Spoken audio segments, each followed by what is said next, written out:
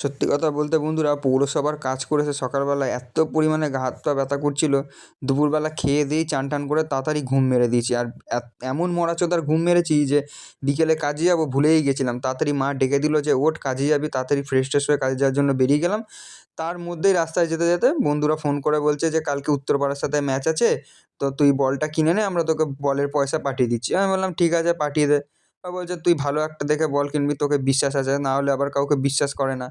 কারণ ওরা আবার ওদের পয়সা দিলে ওরা আবার ফুচকা-টুচকা খেয়ে চলে আসে ওই পয়সায়। আর বল আনে এমন নরম দুধের মতো, মানে এমন নরম বল আনবে যে বোলিংই করা যাবে না। আর সত্যি কথা বলতে বন্ধুরা, এইসব বল নরম হলে না বল করা যায় না। কাঁধে প্রচণ্ড পরিমাণ প্রেশার পড়ে, আর ওই প্রেশারের জন্য কাঁধে ব্যথাও করে। আর একটা শক্ত দেখে ভালো আই-10 বল নিয়ে নিলাম।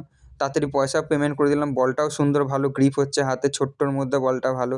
তাড়াতাড়ি পয়সা-ফয়সা পেমেন্ট করে দিয়ে বেরানোর সময় একবার ড্রপ খাইয়েও দেখে নিলাম বলটা ঠিকঠাক ড্রপ খাচ্ছে কিনা। আবার কাকা বলছে যে, "যেখানকার জিনিস সেখানে ড্রপ খাওয়াবি মাঠে গিয়ে, এখানে ড্রপ খাওয়ানোর কোনো দরকার নেই।" ঠিক আছে, আর ঝামেলা না করে তাড়াতাড়ি চলে আসলাম দোকানে। দোকানটাও খুলতে হবে। আমার বলতে দোকান, আমি যে দোকানে কাজ করি বন্ধুরা, সেটা হলো ব্যাটারির দোকান। মানে ইনভার্টারের ব্যাটারি, লঞ্চ, 4 চাকা, বাইক-ফাইক এসব ব্যাটারি, তারপর টোটোর ব্যাটারি, জল পাওয়া যায় এইসব।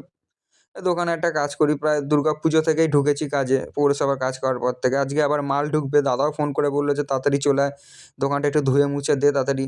কেননা মাল ঢোকার কথা আছে। ২-৩ সপ্তাহ ধরে মাল নেই, টোটোর জলও নেই, কাস্টমাররা এসে ঘুরে যাচ্ছে বারবার। তারপরে আর কি করার আছে, জামা প্যান্টও ছাড়িনি, ওই অবস্থাতেই তাড়াহুড়ো করে ধুতে আরম্ভ করে দিয়েছি সব জায়গা-ময়গা ভালোমতো ধুয়ে-মুয়ে নিলাম। আবার দেখি দাদাও চলে এসছে ব্যাটারির জল নিয়ে গাড়ি করে, ৪ চাকা ব্যাটারির গাড়ি। তাড়াতাড়ি আবার মুছছি যখন ভালো মতোই সব মুছে নিই, তখন ন্যাকড়া দিয়ে ভালো মতো সবকিছু ধুয়ে মুছে নিলাম। কারণ রাস্তার ধারে দোকান তো ধুলো জমে যায়। আর এই সময় একটা সময় ছিল এমন যে এখানটাতে সেই রাস্তার মধ্যে পাইপ খুঁড়ছে, তো পাইপ খুঁড়েই যাচ্ছে। কথায় আছে না, ভদ্রেশ্বরের খোদাই আর শেওড়াফুলির চোদাই কোনোদিনও বন্ধ হবে না। খোদাই চলতেই থাকবে সারা জীবন।